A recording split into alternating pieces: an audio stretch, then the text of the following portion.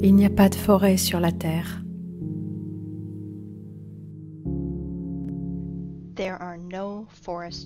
Il n'y a pas de forêt sur la Terre. Quand vous lisez ce titre, même avec un point d'exclamation à la fin, n'importe quelle personne raisonnable va dire que je suis complètement hors de mon bon sens. Et bien sûr, vous allez vouloir me montrer plein de photos, des tonnes, avec des forêts et des arbres. Je voudrais que vous compreniez que c'est une entourloupe. On nous fait croire que ça, c'est une forêt. Alors que vous êtes en train de regarder des bosquets de 30 mètres de haut. C'est un non-sens complet. C'est ce que vous allez me dire. Bien sûr, nous savons à quoi ressemblent des forêts, parce qu'on a tous marché dans la forêt. Bien sûr, je m'attends à ce que vous réagissiez comme ça. Et c'est juste. Et quand vous aurez vu cette vidéo, le titre vous paraîtra moins incongru, parce que votre concept de la forêt va être complètement renversé. Et commençons par le commencement. Nous allons commencer avec cette image bien connue. Les enfants y voient 9 dauphins, mais les adultes y voient 2 amants. Une énorme différence, vous ne trouvez pas? Essayez de voir les 9 dauphins, et voyez comme c'est difficile. Les formes féminines ne vont pas se transformer en dauphins comme ça pour un bon nombre d'adultes. Et c'est amusant parce que c'est exactement l'inverse pour les enfants.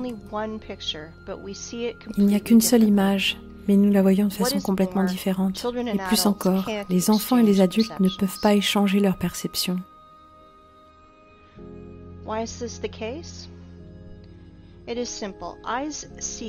C'est simple. Les yeux voient les choses de la façon dont la matrice les a ordonnées. Mais ce n'est pas le monde réel. Nos yeux nous trahissent avec le temps. Nous avons été aveuglés quand nous étions enfants. Le monde extérieur est vraiment différent. Nous voyons les choses à travers un prisme d'expérience et d'habitude. Et ce prisme distord tout. Complètement. À 30 ans, ce prisme fonctionne pour protéger votre esprit. Et à 40 ans, vous pourriez devenir fou sans ce prisme. Est-ce que vous trouvez que j'exagère? Regardez cette photo. Moi, j'affirme que c'est une mesa qui s'est formée avec de la lave magmatique lors de la formation de la Terre, il y a environ 2 millions d'années. Vous pensez que je suis dérangée? Peut-être c'est vous qui êtes dérangée. Vous allez comprendre bientôt. Nous reviendrons à ce petit bout de gazon plus tard. Maintenant, regardez. Mais parfois, les êtres humains ont même envie de prendre des photos avec les arbres, en train d'essayer d'embrasser un arbre bien trop grand pour leurs bras. Mais pensez-y bien, les vieux arbres sont vraiment très rares. Ils sont enregistrés, ils sont repérés et on les garde dans des réserves comme des mémoriaux de la nature. Il y a une grosse question qui se balade sur Internet. Pourquoi est-ce que les forêts de la Terre, même en Sibérie, n'ont pas plus de 200 ans? Où sont les géants? C'est juste que les gens se posent vraiment la question. Mais je voudrais considérer la question sous un angle différent, du point de vue des pôles de la Terre. Le fait est que même les biologistes soviétiques ont trouvé des choses étranges dans les pôles et des quantités vraiment non naturelles d'eau retenue dans les glaces et la neige. Et il y a un pourcentage presque surnaturel de dioxyde de carbone dans les océans du monde. Cette concentration anormale nous parle vraiment précisément d'un gigantesque incendie à l'échelle planétaire dans le passé. Et en faisant des calculs simples, ces scientifiques sont arrivés à la conclusion que ces feux ont emporté 99% de la biosphère de la Terre. Nous savons tous que les cellules vivantes consistent en hydrogène et en carbone. Donc la glace au pôle est faite principalement d'eau qui provient d'organismes qui ont été brûlés. Et maintenant, s'il vous plaît, considérez ce chiffre, 99%. Ça signifie que tout ce qui croît, rampe, vole, nage et court à la surface de la Terre, à présent, est de 20 000 fois moins important en volume qu'avant cette catastrophe. 20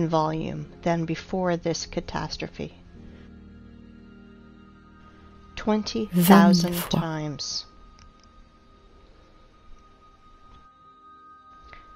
Pour se figurer la chose, regardez cette image. Ce morceau de pain, c'est les humains, les plantes et les animaux. Juste ce minuscule morceau de pain dans cet immense camion de transport qui représente la biosphère humaine. J'espère que vous comprenez que le mythe actuel de la surpopulation est juste une imposture immense et un non-sens à 100%.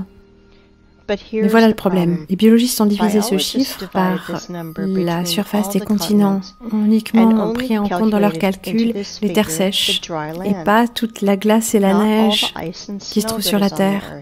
Et il y a d'immenses quantités de neige et de glace.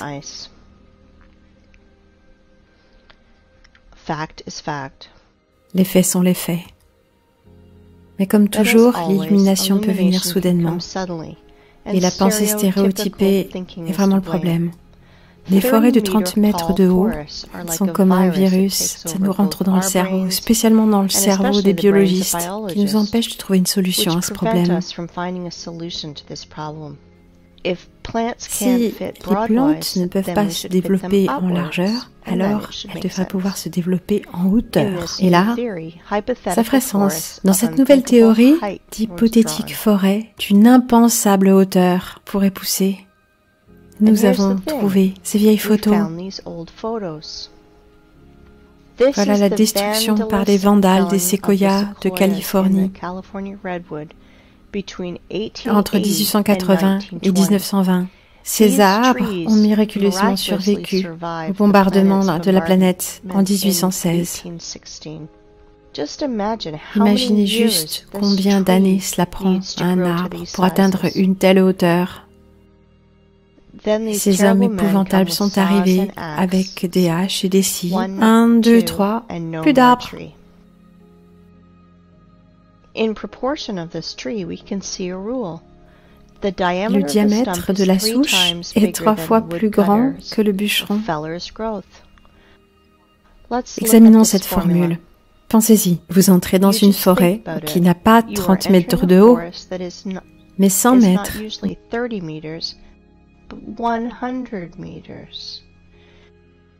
Voici les forêts enchantées des contes de fées. Des forêts qui ont été perdues à cause de ces barbares. Je comprends que ce sont des travailleurs qui doivent gagner leur vie. C'est juste un ordre qui vient de plus haut. Mais si chacun de ces bûcherons avait refusé de suivre ces ordres criminels, les anciennes forêts auraient été sauvées parce que leurs démons de patrons sont trop arrogants pour le faire de leurs propres mains.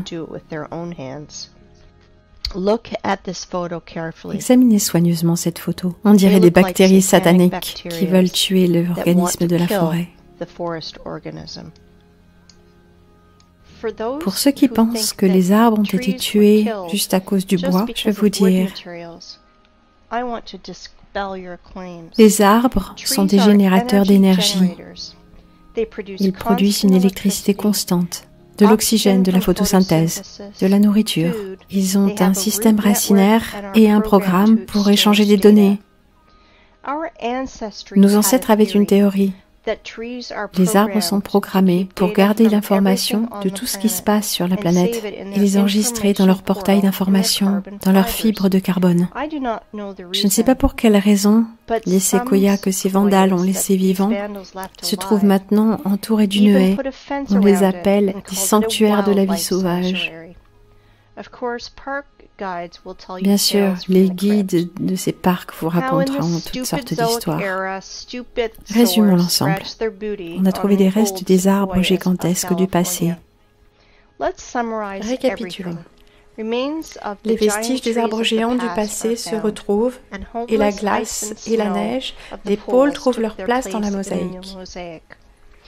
Il semble que tout soit clair, mais ça ne l'est pas. Rien n'est aussi simple. Si vous prenez les mythes et les légendes de toutes les nations, vous pouvez y retrouver beaucoup d'histoires sur les gens, les animaux et les plantes transformés en pierre. Et c'est normal, parce que les paléontologues partout dans le monde ont trouvé des fossiles pétrifiés d'hommes, d'animaux et de plantes. Il y en a tellement que les musées débordent de fossiles, de grenouilles, de lézards, de morceaux de dinosaures, et ainsi de suite.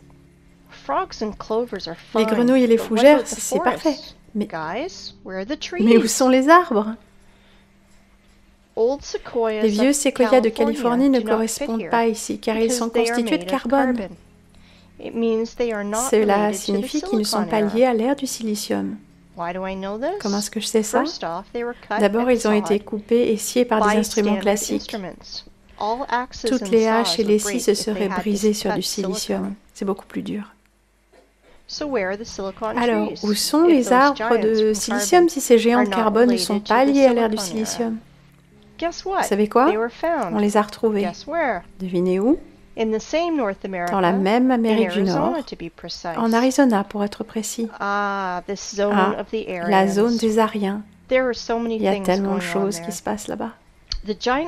La carrière géante qui est maintenant appelée le Grand Canyon, et comme la personne qui se fait appeler Wake Up Human a dit, c'est l'apogée du cynisme que de nommer Parc national des déchets de carrière. Ce n'est pas un parc national, c'est juste les restes d'une carrière. Ici, c'était une cité d'Ariens, où il ne reste plus qu'un gros trou. Une météorite aurait creusé il y a 500 000 ans, bien sûr.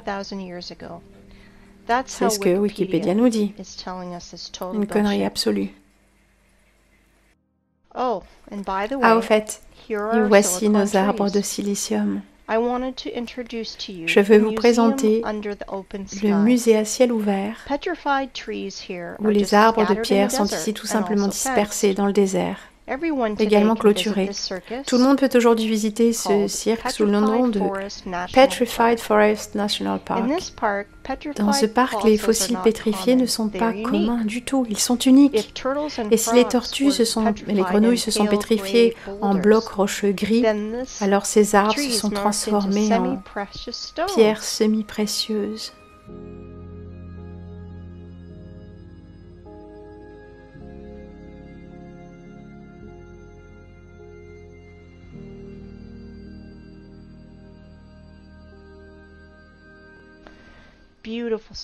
Belle pierre, n'est-ce pas? Magnifique pierre. Il est temps de faire le point. Toutes nos forêts sont jeunes et ne poussent pas à plus de 30 mètres. Les vestiges des forêts de contes de fées ont été retrouvés dans la Redwood Forest et les biologistes ont pu replacer la glace et la neige des pôles. Puis nous avons trouvé les fossiles pétrifiés de l'ère de silicium et les arbres en pierres semi-précieuses. Maintenant tout va ensemble, non? Ou non? Dans un monde parfait, tout se tient, mais dans l'enfer dans lequel on vit, rien ne correspond.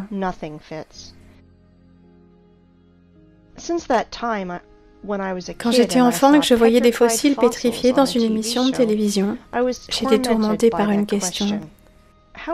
Comment est-ce qu'il est possible pour une grenouille d'être transformée en pierre au lieu de pourrir, comme tout corps organique le fait? Voyons ce que Wikipédia nous dit. Des conditions rares et particulières doivent être remplies pour que la tige puisse être transformée en bois fossile ou bois pétrifié. En général, les plantes mortes se font enterrer dans un environnement exempt d'oxygène, qui préserve la structure de la plante d'origine et l'apparence générale. Comprenez-vous l'humour britannique? Sinon, je vais essayer de vous expliquer. Vous avez besoin d'une certaine catastrophe naturelle, comme par exemple l'éruption d'un volcan, un tsunami ou une pluie d'argile, qui couvrira rapidement les grenouilles et les mammouths. et qui les conserveront là où les bactéries ne décomposeront plus leurs cadavres à l'état de fumier puant. En d'autres termes, pour faire un corps pétrifié, un fossile, vous avez besoin de le couvrir et de l'engloutir afin de le compacter. Selon ce que l'on appelle les scientifiques, le tissu était organique et ensuite il s'est miraculeusement transformé en silicium, SiO2. Rappelez-vous cette formule. Si vous avez déjà enterré vos animaux de compagnie, eh bien vous pouvez maintenant courir les déterrer promptement et votre animal de compagnie sera comme une petite statue sur votre table. Ah, vous voulez me blâmer pour mon humeur noire? Regardez donc la communauté scientifique qui nous raconte de telles âneries. Un corps mort n'a seulement que deux possibilités. Soit se faire piéger dans un morceau d'ambre comme un insecte, soit, deuxième option, tout simplement, pourrir. Un corps organique ne se transformera jamais en silicium, en pierre. Jamais. Cette absurdité est absolument impossible à croire. La transformation magique de l'organique à la roche est une chose, mais transformer du bois en pierre semi-précieuse, c'en est une autre. C'est là où les mensonges et l'ignorance deviennent incontrôlables. Dites-moi comment des morceaux de bois peuvent se transformer en pierre précieuse. Pas de réponse? Moi j'en ai une, mais nous discuterons de ça un petit peu plus tard. Pour l'instant, analysons ces gemmes. Je ne sais pas vous, mais il y a 3 points qui me chiffonnent. Tout d'abord, selon l'histoire officielle, ces arbres sont donc abattus dans une lutte inégale contre des volcans. Attention, maintenant vous comprenez qu'il y a 225 500 ans, notre planète était si magnifique, si fantastique, mais attendez, si fabuleuse, il y a mieux que Cameron et son film Le bois n'a Avatar pas est seulement bien brûlé pauvre dans à le feu de côté. l'enfer, pas seulement pourri dans le sol humide, mais au contraire de toutes les lois de la physique, la biologie et la chimie, cela s'est juste transformé en pierre précieuse. Mais ce n'est pas tout. Les arbres ne sont pas cassés. Les arbres sont sciés et mis en pièces, en tronçons. Eh bien, je voudrais bien connaître la marque des outils que les Indiens aborigènes utilisaient pour faire ça, car ça m'intéresse. Je plaisante, bien sûr, mais la conclusion, c'est que ce n'est pas un musée, mais bien une scène de théâtre, à ciel ouvert, où les arbres ont été sciés et amenés ici par quelqu'un. Vous savez, il n'y a qu'un parfait imbécile qui pourrait croire à la transformation des arbres en pierres précieuses. Dans quel but est-ce qu'ils ont fait tout ce cirque? Pourquoi avoir dispersé ces formes de vie en silice?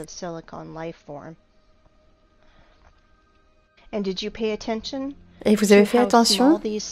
Comme ces arbres de silice sont petits, ils sont incomparables, même avec les séquoias de Californie. Mais c'est très simple. Ce ne sont pas des arbres, ce sont des branches d'arbres de silicium géants.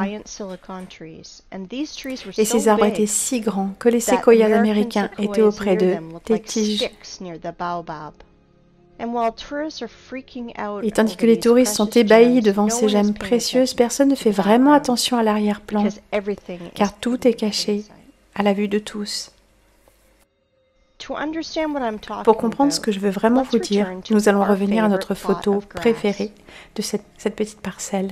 Et je vais vous demander, qu'est-ce que vous voyez? Une souche d'arbre dans les marguerites? Mais moi, je continue de prétendre que c'est une mesa qui a été formée à partir d'une formation magmatique des profondeurs de la Terre il y a environ 200 millions d'années. Vous ne me croyez pas? Et maintenant,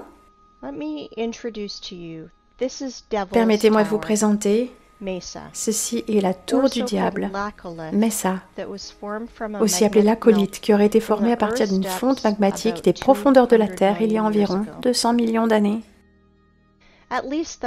Du moins, c'est ce que Wikipédia nous dit. Et des milliards de personnes vont le croire que ce sont des messas, des lacolites ou des montagnes. Vraiment? Rapprochons-nous de notre souche d'arbre pour regarder de plus près ces fantastiques, inexplicables colonnes. Allons voir ce que Wikipédia nous raconte encore. Roche interne formée par le refroidissement et la solidification du magma ou de la lave. Vraiment, quelle lave incroyable et intelligente qui s'est juste immobilisée en de parfaites colonnes hexagonales de 300 mètres de haut.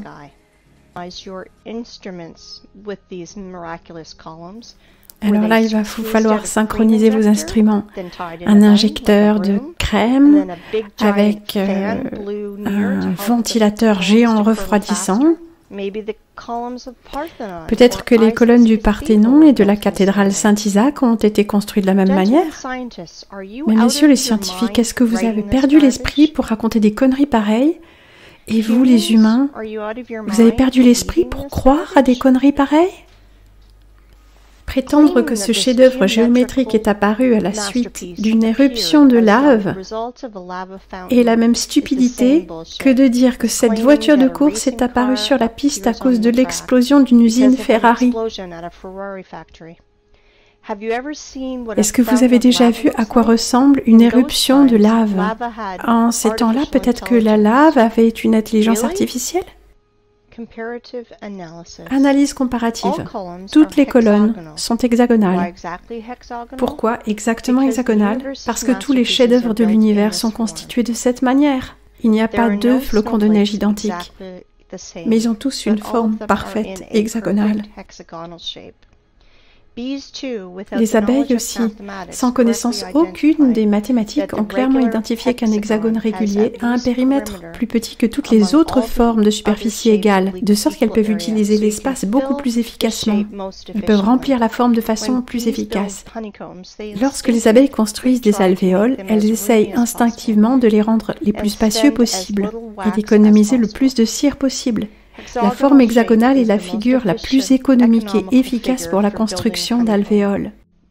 Les moutons aveugles ne peuvent pas comprendre que notre univers est fractal et que c'est pourquoi il n'y a pas de différence à l'étudier à des échelles différentes, que ce soit à l'échelle d'une montagne ou à l'échelle de l'arbre à votre fenêtre. Et maintenant, ouvrons donc un manuel de botanique. Nous allons chercher la structure d'une plante et la comparer avec notre souche géante. Nous n'irons pas creuser très loin, juste des faits qui nous semblent évidents en comparaison avec la photo de la souche. De ce fait, il sera tout à fait inutile d'essayer d'argumenter contre ces faits. Je veux vous présenter la section transversale d'une tige de lin. Bien, messieurs les biologistes, avez-vous remarqué quoi que ce soit? Non? Regardez. Au centre, on voit bien la ressemblance avec les alvéoles. Waouh! Ils sont tous hexagonaux. Eh bien, quelle coïncidence! Si on enlève la peau autour de cette tige, et donc l'écorce de notre souche, c'est tout à fait ressemblant. Regardez les petites roches autour de lui et devinez quoi? Le lin ressemble exactement à notre souche. Ils ont vraiment l'air identiques. Exactement. Les fibres de la souche, comme les fibres de la tige de lin, ont une forme hexagonale qui préserve parfaitement sa géométrie tout le long du tronc. Et tout cela sur plus de 384 mètres de haut. Je veux que vous fassiez attention à une chose. Les fibres de la souche sont de la même structure dans leurs proportions que la tige de lin dans le manuel de botanique. Il n'y a pas de différence entre les fibres tout au long, l'un par rapport à l'autre. C'est un tas de sections hexagonales, comme après être sorti d'une usine à la minoire. Les fibres ne sont pas attachées entre elles, et quand elles s'effritent, elles tombent, comme l'érosion de la pierre se fait. Chaque fibre de notre souche est couverte par une peau très fine, exactement comme un fascia, un mince tissu fibreux entourant un muscle ou d'autres organes.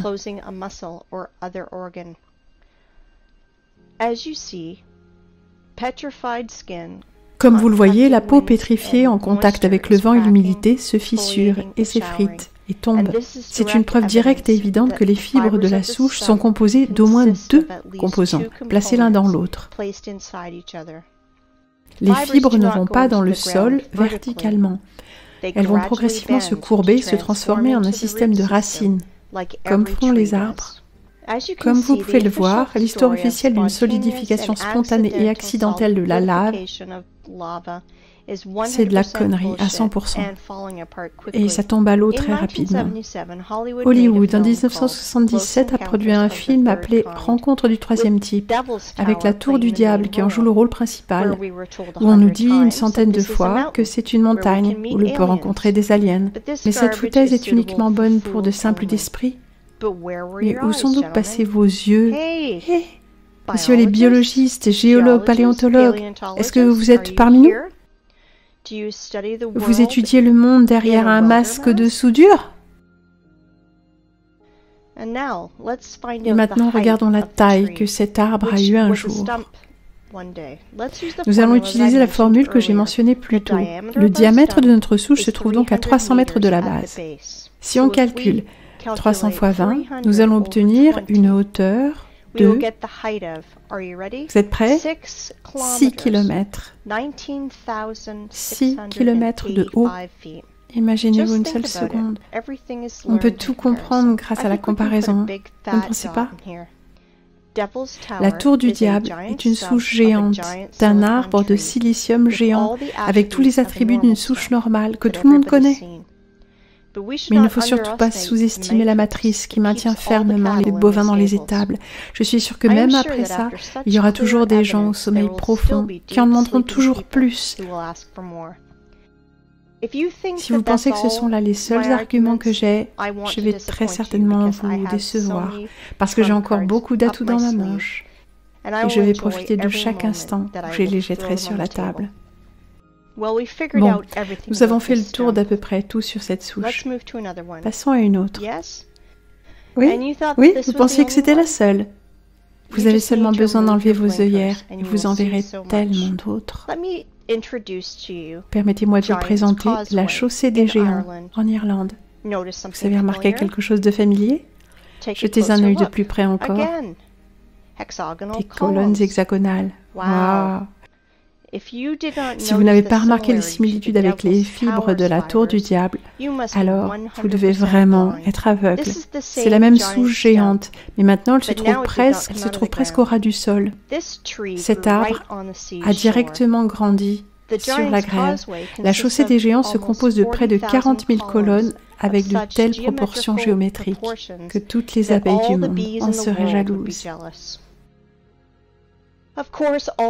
Bien sûr, tous les scientifiques à-dessous ont déclaré que c'était une réserve naturelle nationale. C'est vraiment l'apogée du cynisme que de nommer parc national une carrière de déchets. En quoi est-ce que c'est une carrière? Je vous le dirai un petit peu plus tard. Mais devinez quel genre de bêlement la science officielle nous raconte sur cette souche irlandaise?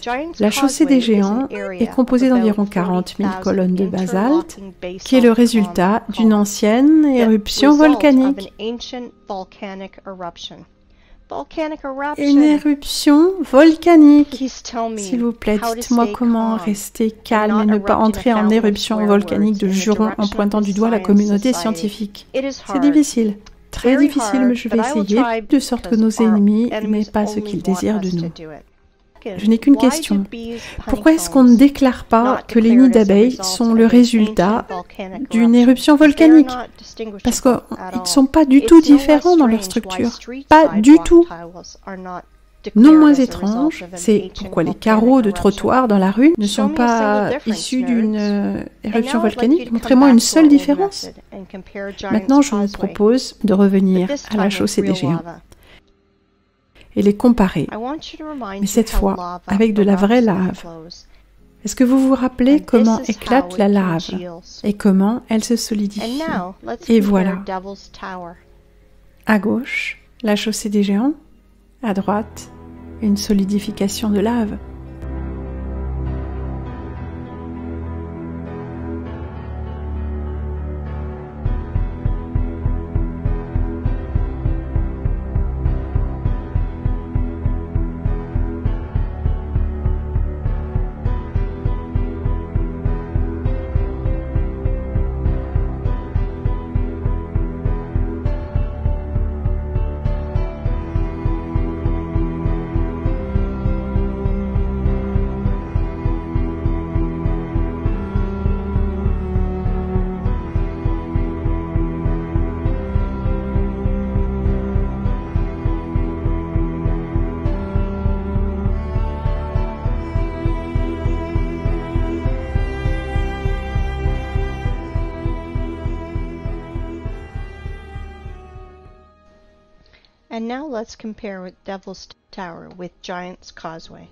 Et maintenant, comparons avec la tour du diable. Je veux dire, comparons une souche d'arbre en silicium avec une autre souche d'arbre en silicium.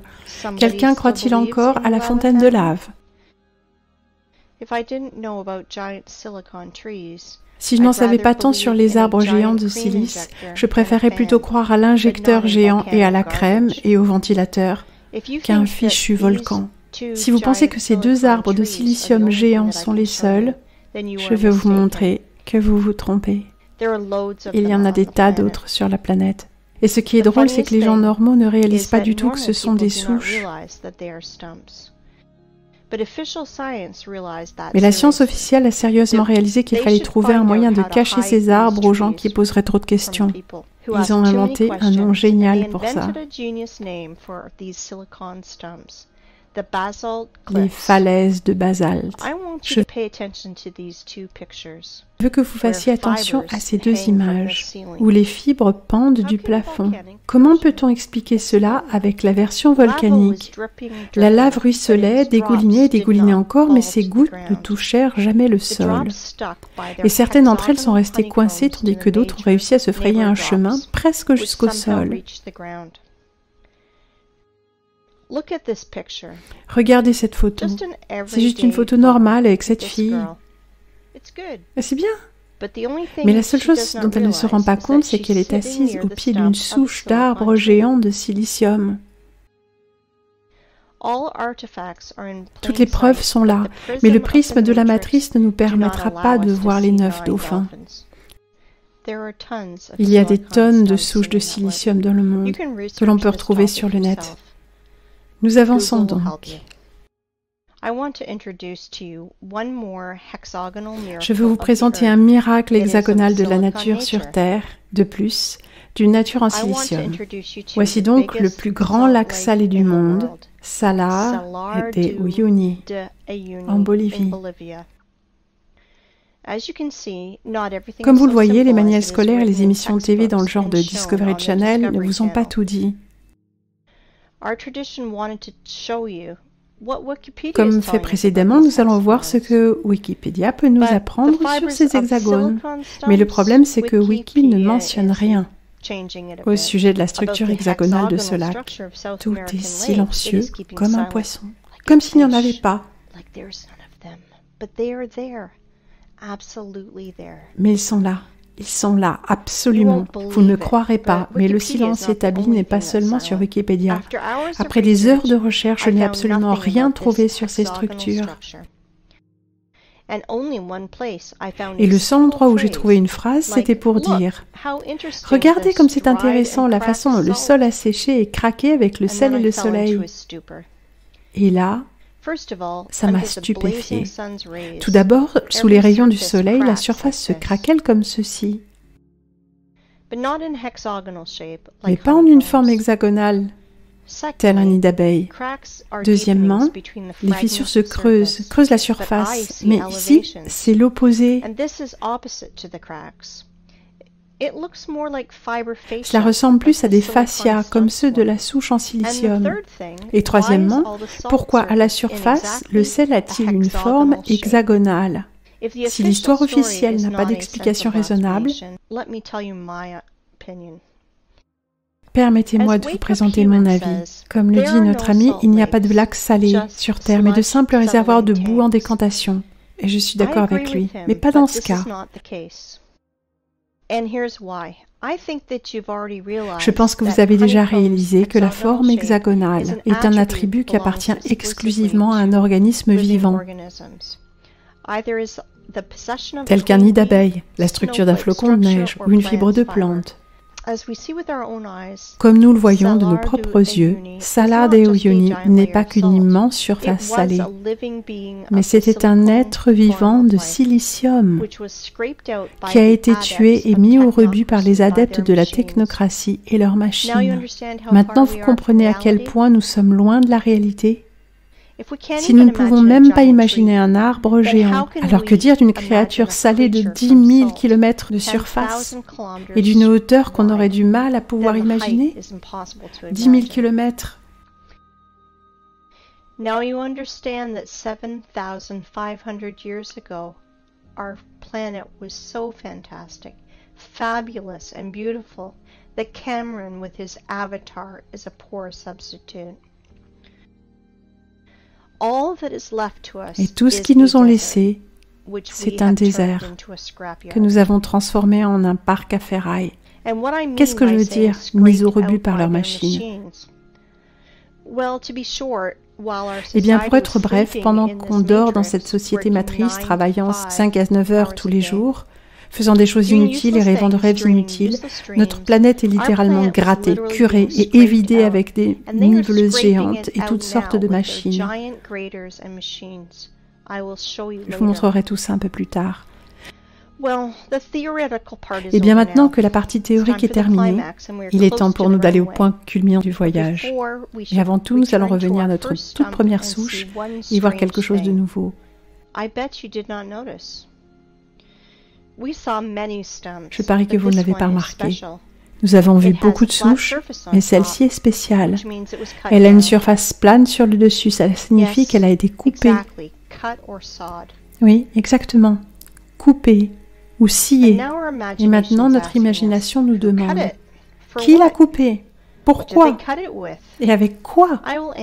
Je répondrai à ces questions un peu plus tard.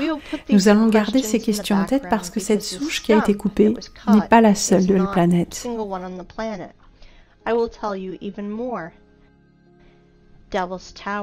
Je vais même vous dire, la tour du diable est petite par rapport aux autres.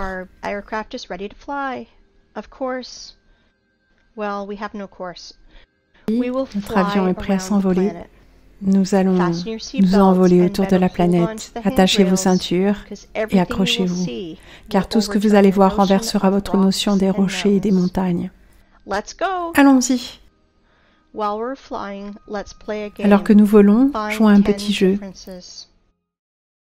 Cherchez 10 différences, mais il n'y a que 2 différences, la matière et la taille.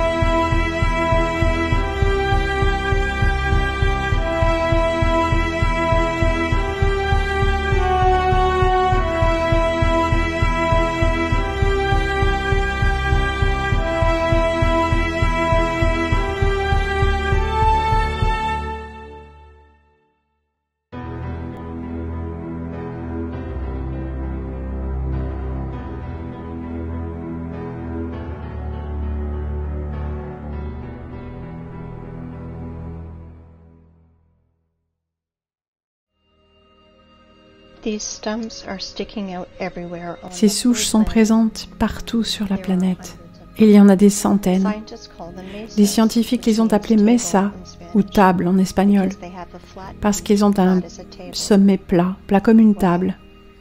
Eh bien, ces belles souches.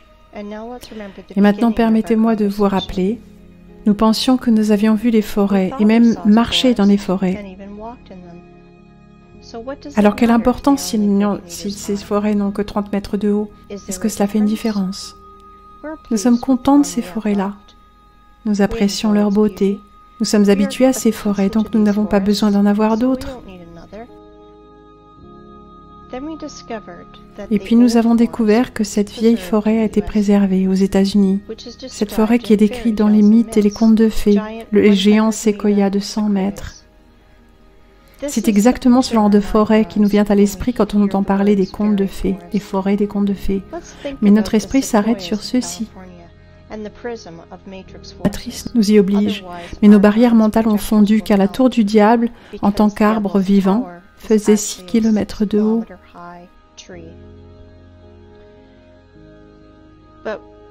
Mais ensuite nous avons réalisé que la tour du diable était une jeune plante en comparaison des autres arbres géants de notre planète. Par exemple, la montagne à Cape Town en Afrique du Sud est vraiment impressionnante. Ce plateau fait 3 km de diamètre. Si nous multiplions, nous aurions un arbre de 60 km de haut. Vous vous êtes demandé quelle taille auraient ces branches? Sur une seule de ces branches, vous pourriez facilement construire un énorme quartier résidentiel avec tous les centres commerciaux, les écoles, les parcs. Imaginez un seul instant à quel point c'était immense. Évidemment, votre esprit ne verra jamais que cette montagne en Afrique est vraiment un arbre, 10 fois plus élevé que l'arbre de la tour du diable. Mais devinez quoi? Ce n'est pas la limite. Dans le travail de notre poète russe, Alexandre Sergueïevitch Pouchkine, on peut lire en abondance des propos concernant un chêne géant qui se trouvait sur l'île de Bouyan, près de Lukomorye, que nous pensons maintenant avoir été tué par nos gouvernants. Ce chêne était supposément au centre de la Terre et faisait une centaine de kilomètres de haut. Je ne sais pas à quelle hauteur, mais à coup sûr le plus élevé que celui de Cape Town. Ce chêne était la plus grande plante sur la Terre. Rappelez-vous qu'au début, j'ai mentionné notre prisme de l'esprit, qui aide à nous préserver, mais qui déforme aussi notre réalité.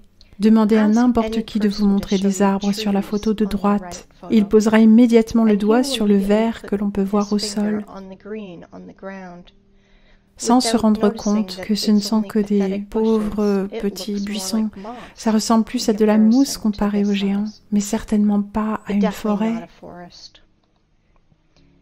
Maintenant, vous comprenez pourquoi nous ne pouvons pas trouver 9 dauphins? Mais ne vous attardez pas sur les poissons et les souches. Une fois encore, je veux vous forcer à penser dans des proportions de la planète. Si au lieu de dauphins et de souches, nous voyons des amoureux et des montagnes, imaginez ce qui nous est dissimulé derrière le rideau. Voilà pourquoi l'Apocalypse est traduit par une ouverture de rideau, la révélation. Comprenez-vous maintenant pourquoi j'ai mentionné le prisme de la matrice au début, à cause duquel, où que l'on regarde, nous ne voyons rien? Le monde réel est différent. Je peux appeler l'état de la société d'aujourd'hui un véritable rêve. Ce qui est triste, c'est que ce n'est pas au sens figuré. Vous savez, dans la langue russe, le mot arbre est orthographié Derevo.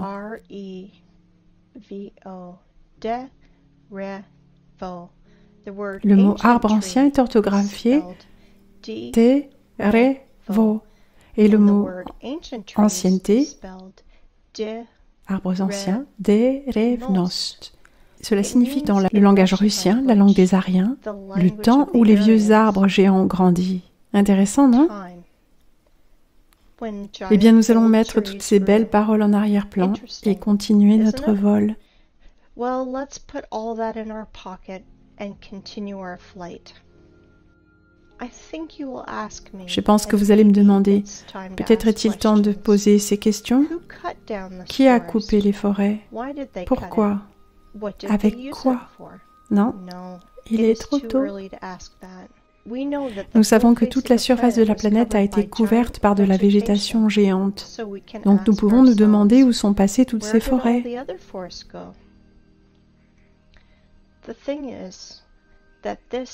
Soi-disant mesa ne sont tout simplement que les meilleurs arbres qui ont été choisis pour la coupe. Toutes les autres forêts de la planète ont été couchées et détruites par des vagues d'explosion. Nous avons seulement vu les souches avec des sommets plats. Quelqu'un se souvient à quoi des arbres non pas coupés mais cassés ressemblent? Vous comprenez où je veux en venir?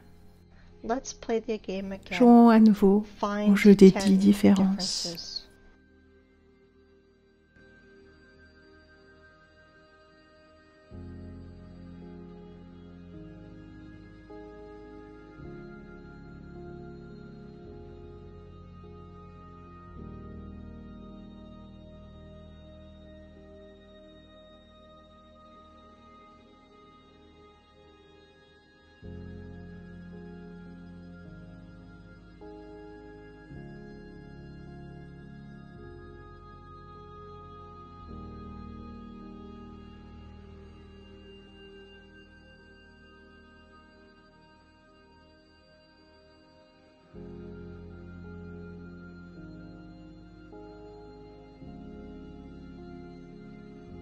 I think you understood the meaning of my words. So I want you to look at the highest stumps of our planet. They were mined like a quarry and were broke by blasts. For example, the tree Everest.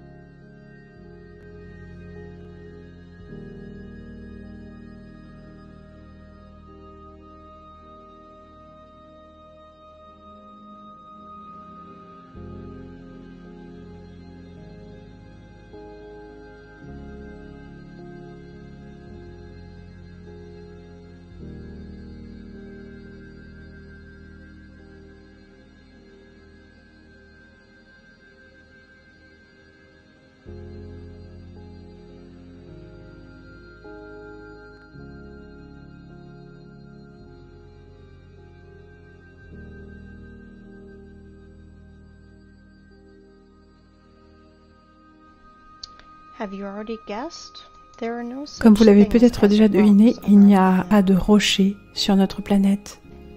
Ce sont tous des morceaux de troncs brisés. Vous pouvez regarder des millions de photos, mais la seule chose que vous verrez, ce sont les restes de notre véritable environnement.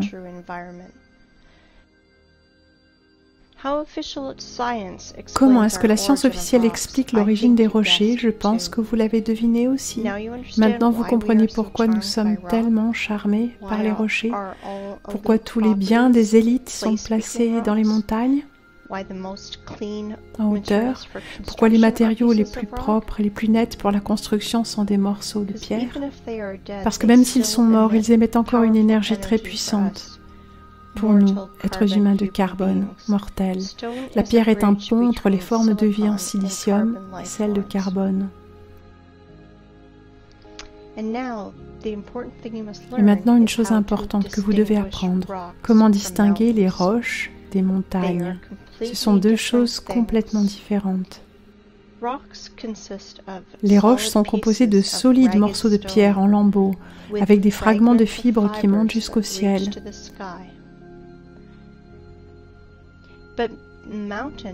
Mais la montagne, c'est juste un tas de déchets en vrac qui ont été portés par des machines géantes.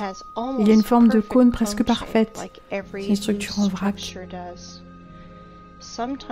Parfois, ces piles ont des déchets chimiques à l'intérieur. Ces déchets parfois réagissent les uns avec les autres et parfois ils brûlent tout, mais d'autres fois ils explosent. Et puis les abrutis en blouse blanche s'exclament qu'ils ont trouvé un nouveau volcan. Ils vont immédiatement raconter des histoires. Comment, il y a 200 millions d'années, ce volcan forma ces souches de silicium. On explique l'origine des dalles de trottoir de nos rues à la suite d'une ancienne éruption volcanique.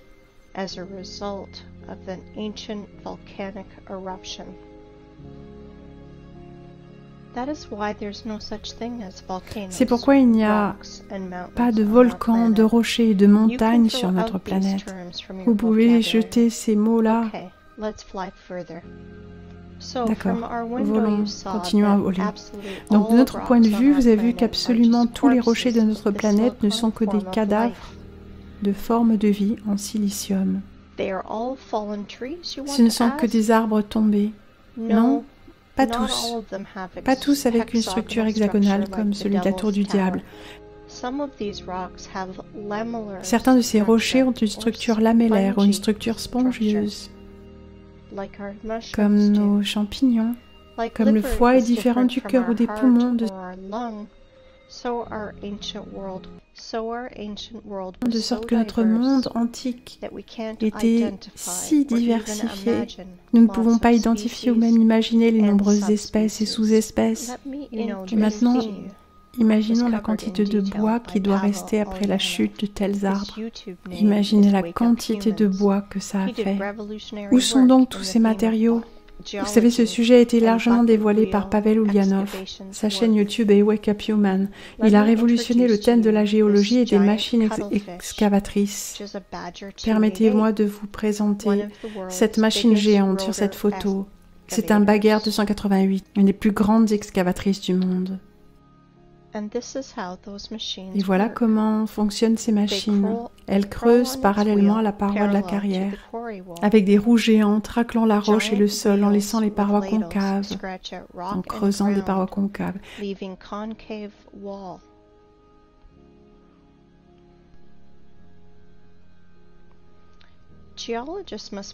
Les géologues doivent être hypnotisés alors qu'ils sont étudiants, sinon pourquoi ils appelleraient cette carrière de déchets miracle de la nature?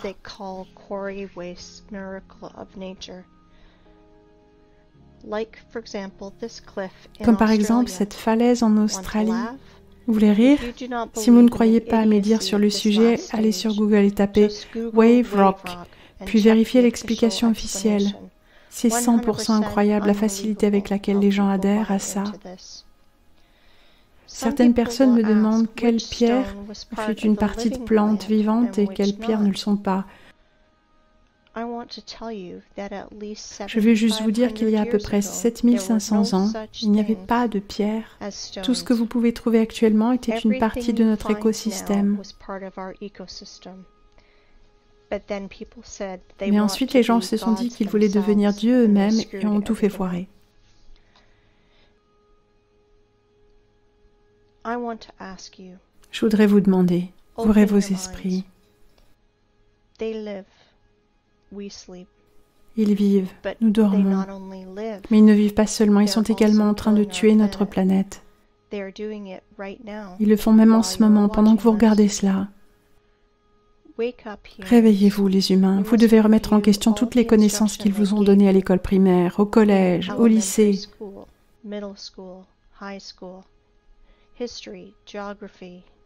L'histoire, la géographie, la géologie. Ouvrez votre esprit. Je voudrais que vous regardiez cette photo.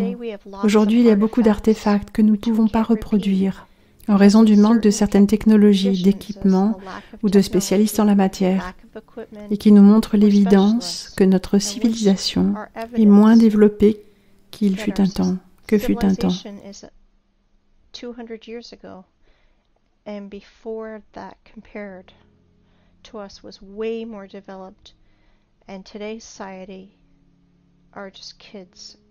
Et la société d'aujourd'hui n'est plus qu'un bac à sable rempli d'enfants. Voici quelques exemples. 1. Babolovo, baignoire de 1784. Voici ce que l'artisan qui l'a faite nous a dit à son propos. Désolé pour mon langage, mais ils nous prennent vraiment pour des abrutis. En quelque sorte, le maître y a travaillé dessus durant 7 ans et l'a poli chaque jour, mais c'est un mensonge. Avec toute la responsabilité que j'en ai en tant qu'artisan de 5e niveau, je déclare que c'est une machine qui l'a fabriquée. Ces faces concaves et convexes de cette baignoire sont extrêmement précises. Le cercle, surtout le diamètre, et la surface sphérique est très précise sur la partie intérieure de la baignoire. À l'intérieur et sur le fond même de la concavité, tout est parfaitement précis sur toute l'étendue. Cette chose est impossible à faire manuellement, en particulier à polir.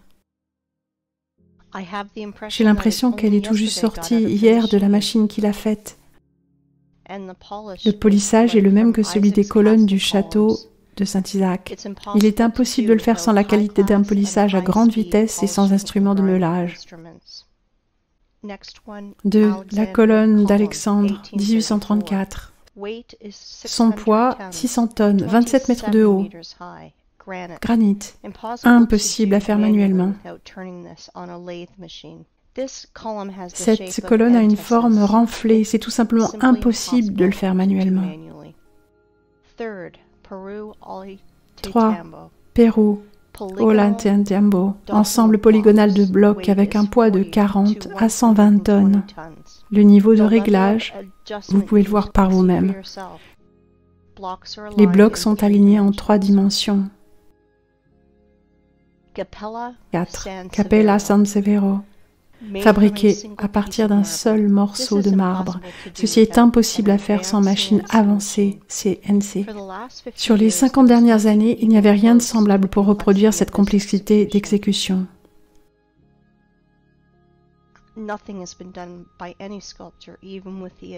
Rien n'a été fait par aucun sculpteur de semblable, même avec des machines avancées. 5. Marbre d'une pierre tombale dans le cimetière San Celano Museum à Gênes. 6. Pont de pierre à Sébastopol. Chaque pierre polygonale du pont est essentiellement une seule sculpture. Un exemple du travail moderne avec la pierre sur la gauche. Pour les experts d'aujourd'hui, ce mur est considéré comme tout à fait acceptable. Toutes les villes de la planète ont été construites en pierre dans un style ancien.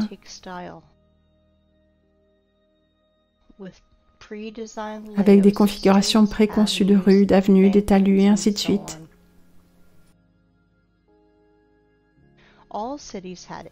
Toutes les villes avaient un mur de bastions en pierre, dont le volume de la construction est celui-ci. C'est souvent égal au volume de la construction de l'ensemble de la ville. Quelque part, entre 1780 et 1815, nous avons expérimenté une guerre nucléaire, qui n'était probablement pas la première dans le monde, ce qui a donné lieu à un hiver nucléaire en 1816. Une année sans été. Les anglo-saxons l'appellent 1800 gelé à mort. Voici quelques captures d'écran de Google Earth. Ce sont les photos des cratères nucléaires dans les territoires tels qu'en Biélorussie. Ces cratères sont faciles à trouver. Les traces blanches autour des cratères sont du calcaire brisé, le matériau de base de cette époque. Pour visualiser les dommages, cherchez dans Google Roger Fenton Crimée ou James Robertson Crimée et regardez les photos. Vous y verrez des photos que les photographes ont pu prendre, qui ont été envoyées en 1853, après la guerre nucléaire, au siège de Sébastopol. Comparez la végétation présente alors et celle d'aujourd'hui. C'est un exemple d'une photo de Sébastopol par Fenton. Jusqu'au XVIIIe siècle, les maisons étaient entièrement construites en calcaire. Pour la coupe, ils ont utilisé des machines de pointe pour faire des parallélépipèdes parfaits. Voici quelques photos des maisons de Crimée. Toutes les maisons dans toutes les villes de l'ancienne URSS sont recouvertes d'argile sur 3 ou 4 mètres. All houses in all cities of old USSR are covered in clay for 3 or 4 meters. All houses that are Toutes les maisons qui sont ancrées profondément dans le sol de 3 ou 4 mètres ont une très bonne qualité. Il faudra 200 ans, juste pendant l'ère soviétique, pour que telle maçonnerie de calcaire devienne considérée comme très bonne.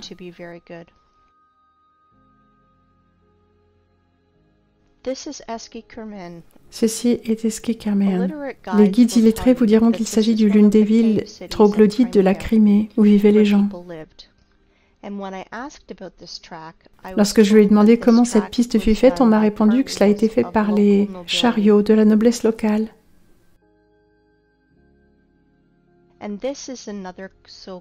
Et voici une autre soi-disant ville troglodyte de Crimée. Et voilà une carrière moderne où le calcaire est extrait. Cette photo a été prise avant la Révolution 1917. Vous pouvez voir que du calcaire est taillé en segments avec précision.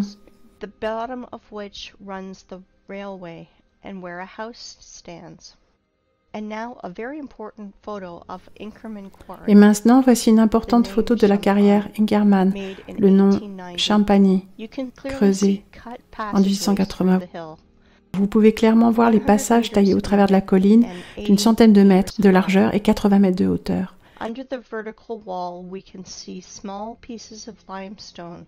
En dessous de la paroi verticale, nous pouvons voir de petits morceaux de calcaire qui sont tombés à la suite du travail de la roche par les machines.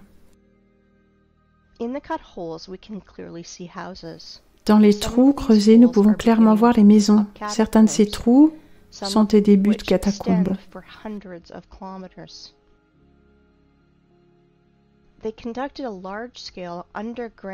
Et certains d'entre eux s'étendent sur des centaines de kilomètres. Il y a eu ici une exploitation souterraine à grande échelle, de calcaire, dans les jours de la Seconde Guerre mondiale.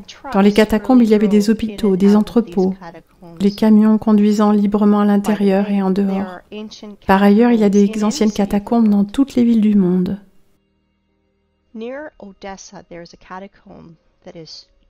Près d'Odessa, les catacombes ont 2500 km de long.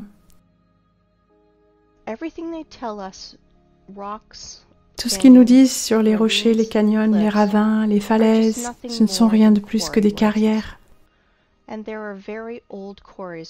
y a de très vieilles carrières là-bas, beaucoup de nouvelles aussi. Voici White Rock, près de la Crimée. C'est une carrière de calcaire. Le mur a été formé à la suite d'une coupe de la colline. Vous voulez en voir davantage? Regardez le passage à partir duquel cette énorme masse de calcaire a été acheminée. Ils vous mentent et ils l'appellent la vallée, belle merveille de la terre. Regardez ça, c'est une vieille photo du 19e siècle. Le remblai au niveau des parois verticales et les copeaux de calcaire ne sont pas encore recouverts par de la végétation. Ceci, c'est une peinture ancienne de l'année 1855. Nous pouvons voir les anciens déchets géants de carrière en arrière-plan. Est-ce que vous êtes impressionné par l'ampleur de l'exploitation minière jusque dans la petite Crimée? Je voulais vous en dire plus. Il n'y a pas 1 mètre cube de terre, probablement sur une centaine de mètres en profondeur, sur toute la terre, qui n'a pas été dans ces temps minée, fraisée, mastiquée et mis au rebut. Ce n'est pas une planète, mais une fosse géante de déchets de carrière d'où la matière est extraite systématiquement pour récupérer tous les éléments du tableau de Mendeleïev.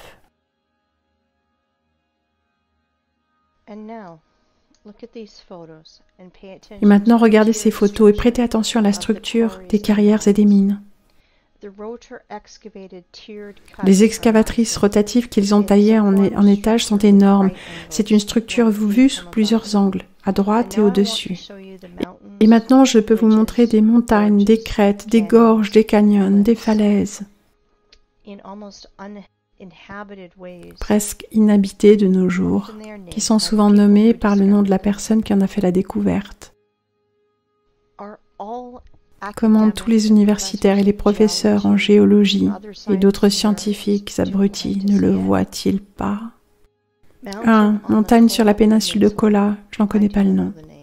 2. Montagnes sur l'Antarctique qui ont été découvertes en 1820. 3. Antarctique. Ici, il y a même les traces de lourdes machines et d'équipements. 4. Groenland, montagne Watkins. Regardez l'échelle de l'exploitation minière. 5. Groenland, vol Francfort-Los Angeles. 6. Gunbjörn, la plus haute montagne du Groenland. 3700 mètres. Pas de problème. Quasiment complètement vidé. Svalbard, Norvège, aurore boréale en arrière-plan de la carrière. Antarctique, montagne transantarctique. Au pied, les traces de machines sont encore visibles. 9. Antarctique, montagne transantarctique. Système de carrière. Regardez l'arrière-plan. 10. Mont Kalash, Tibet. La hauteur est de 6638 mètres. Est-ce que vous avez déjà vu notre temps en équipement capable de miner cela à de telles hauteurs? 11. Goblin Valley, State Park, Utah, États-Unis. 12. Glow State Park, Oklahoma, États-Unis. 13. Grand Canyon, Arizona, États-Unis. C'est juste une carrière géante. Territoire vidé.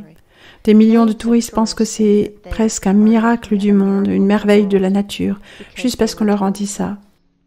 14. Carrière du Grand Canyon, Arizona, États-Unis. Nulle part nous ne pouvons trouver de traces d'érosion hydrique. Seuls des impacts de chocs explosifs sur la végétation de silicium. 15. Carrière Rock Spitsberger. 16. Carrière du Grand Canyon. La coupe dans la pierre fut faite avec une scie circulaire. 17. Carrière en Australie. Blue Mountains. 18. Blue Mountains sous un angle différent. 19. Blue Mountains, la paroi verticale. Comparez ça avec une carrière de marbre dans les Alpes, qui n'a pas été faite par l'érosion de la pluie. Voici la mine de marbre dans les Alpes. 20. Carrière géante, je ne sais pas où cette photo a été prise.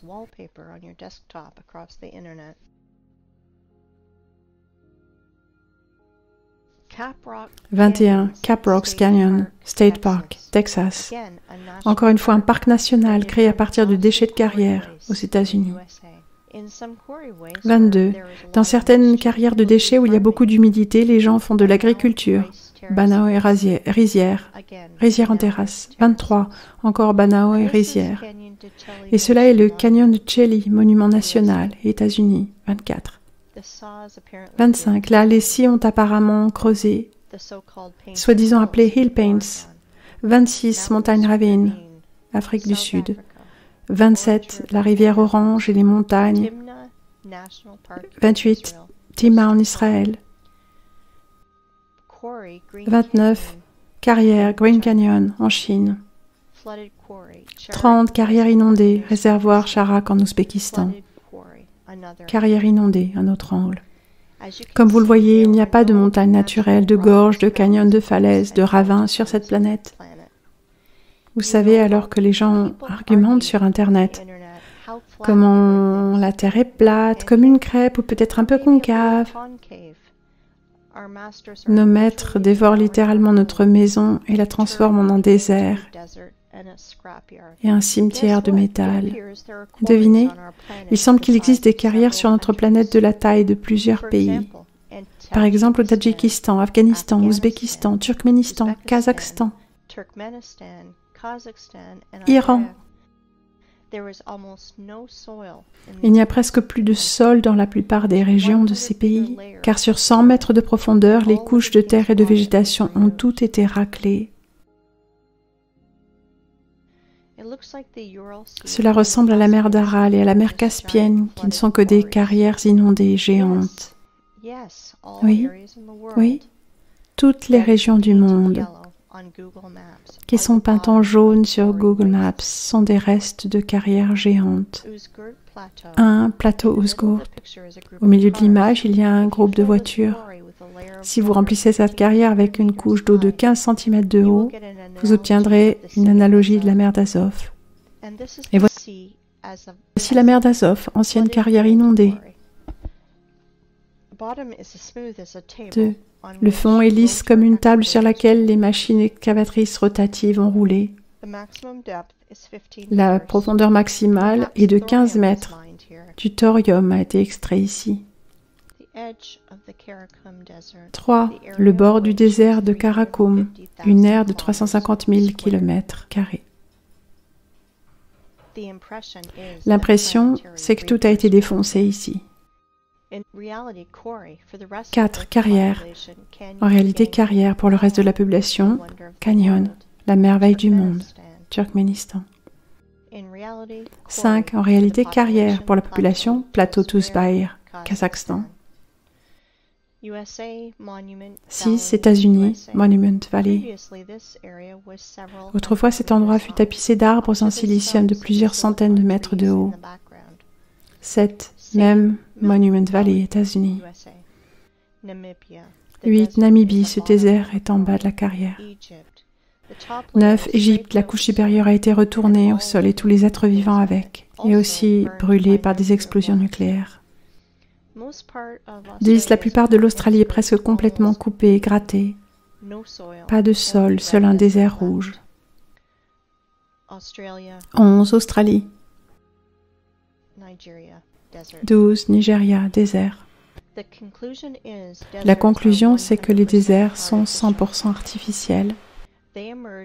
Ils ont émergé à la suite d'activités minières à long terme.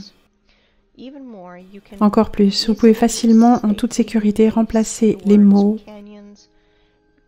canyon, gorge, rocher, ravin, plateau, lac de montagne, lac, par les mots carrière, mine, carrière inondée, mine inondée. 1. Krivobor, en Russie, Krivobor, sous un angle différent. Au milieu de cette île, recouverte par les buissons, se tenait une excavatrice rotative. 3. Creux du Vent, en Suisse. Évidemment, le travail d'une excavatrice rotative. 4. Sibérie, carrière Namari. Et maintenant, regardez cela. Ceci est un tas de déchets de roches dans Donbass, leur hauteur atteignant parfois 300 mètres. À l'intérieur, il y a des réactions chimiques qui brûlent et parfois explosent quand ils accumulent une pression excessive.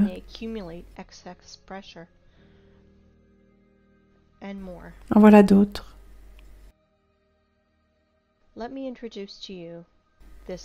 Et maintenant, permettez-moi de vous présenter. Ceci est juste un tas de déchets appelé Vésuve en Italie, 1281 mètres de haut. Mais les abrutis scientifiques vous diront que c'est un volcan, car il brûle et parce qu'il a même explosé.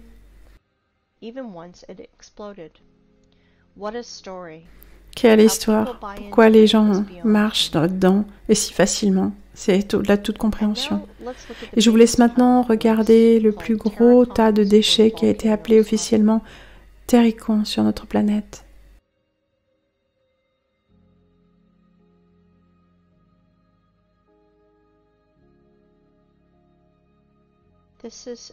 C'est le Terricon du Fujiyama au Japon.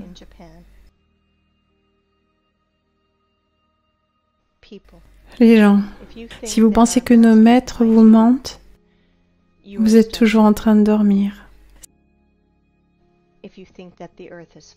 Si vous pensez que la Terre est plate, alors vous êtes à moitié réveillé. Nous vivons sur un désert et une carrière géante que nous transformons en un cimetière de métal. Étant donné que nous ne pouvons plus faire confiance à personne, peut-être serait-il temps de penser par nous-mêmes, de vraiment repenser à tout ce qu'on vous a appris depuis toujours. Remettez en question la totalité, posez-vous des questions sur absolument tout. La Terre n'est pas ce que l'on vous a appris à croire qu'elle est.